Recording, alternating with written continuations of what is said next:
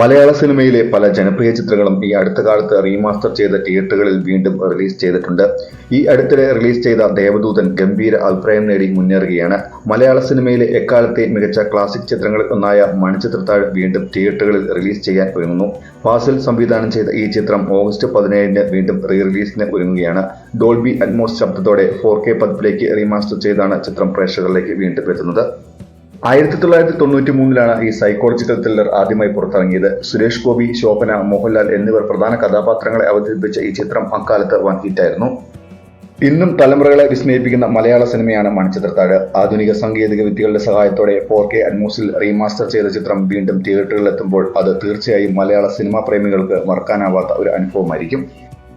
സുരേഷ് ഗോപിയുടെ നകുലൻ എന്ന കഥാപാത്രവും ശോഭനയുടെ ഗംഗ എന്ന കഥാപാത്രവും സ്വന്തം നാട്ടിലേക്ക് മടങ്ങിയ ശേഷം പ്രേതബാധയുണ്ടെന്ന് വിശ്വസിക്കപ്പെടുന്ന അവരുടെ തറവാട്ടിലേക്ക് മടങ്ങിയെത്തുന്നതും പിന്നീടുണ്ടാകുന്ന സംഭവവികാസങ്ങളുമാണ് ചിത്രം പറയുന്നത്. സൈക്യാട്രിസ്റ്റ് ഡോക്ടർ സണ്ണി ജോസഫായി മോഹൻലാൽ ഈ ചിത്രത്തിൽ അഭിനയിക്കുന്നു.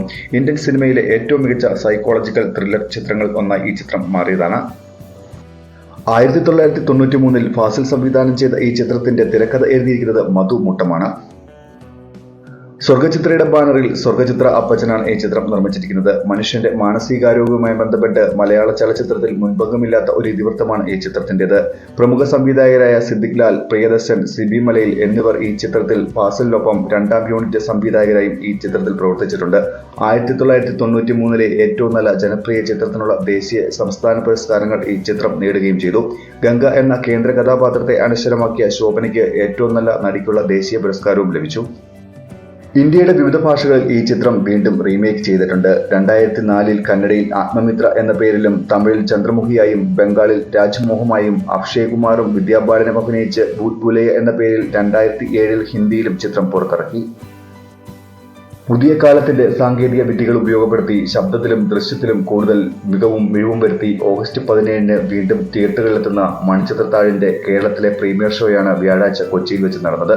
ചിത്രത്തിൽ ശ്രീദേവി എന്ന കഥാപാത്രത്തെ അവതരിപ്പിച്ച വിനയപ്രസാദ് ഉൾപ്പെടെ സിനിമാ മേഖലയിൽ നിന്ന് ഒട്ടേറെ പേർ ഷോയ്ക്ക് എത്തിയിരുന്നു. സംവിധായകരായ സിബി മലയിൽ, തിരക്കഥാകൃത്ത് SN സ്വാമി, നിർമ്മാതാക്കളായ സിയാദ് കോക്കർ, സന്ദീപ് സോനൻ എന്നിവരും പ്രീമിയർ ഷോയ്ക്ക് സാക്ഷികളായി.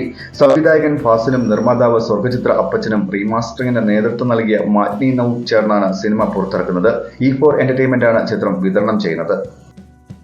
മണിച്ചിത്രത്താഴ് എന്ന എവർഗ്രീൻ ചിത്രത്തെപ്പറ്റിയുള്ള നിങ്ങളുടെ അഭിപ്രായങ്ങൾ കമന്റ് ചെയ്യാൻ മറക്കല്ലേ. ഈ വീഡിയോ ഇഷ്ടമായാൽ ലൈക്ക് ചെയ്യാനും ചാനൽ സബ്സ്ക്രൈബ് ചെയ്യാനും മറക്കില്ലല്ലോ. മറ്റൊരു വീഡിയോയുമായി വീണ്ടും കാണാം. നന്ദി.